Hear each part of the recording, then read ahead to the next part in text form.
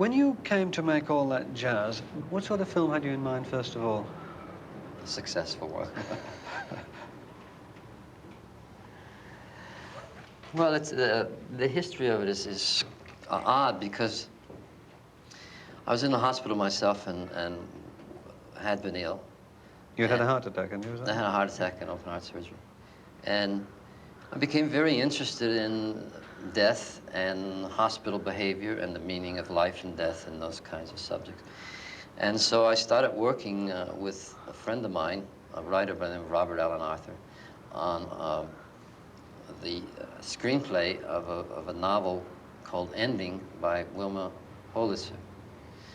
And it was about dealing with death. And it was, this particular one was about a woman whose husband was dying and her problems with the children, her problems about money, her sex problems, etc.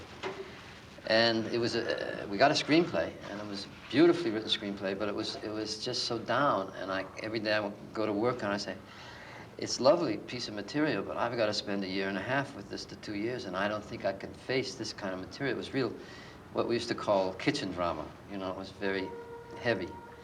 And I said, I like the subject, and I would really like to do something in the same area, but with the tools I could use best, which is song and dance. And how would you yourself describe what you did in the opening sequence of all that jazz?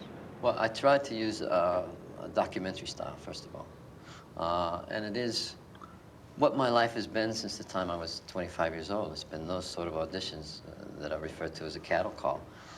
And I've seen many film auditions of one kind or another, acted in a few films that had auditions in, and they've been so unrealistic that I tried very hard to show an audience exactly what happens.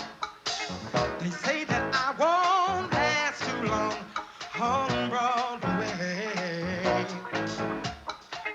I'll catch a great high. I've done it in a very stylized way because I can't spend that much time, and it was tantamount to show what Roy Scheider did, what his occupation was, and the way he handled people, and how sometimes, how many no's he had to say, and how the few yeses he had, and how he was gentle with people. And those are the kind of things that have been part of my life for a long, long time.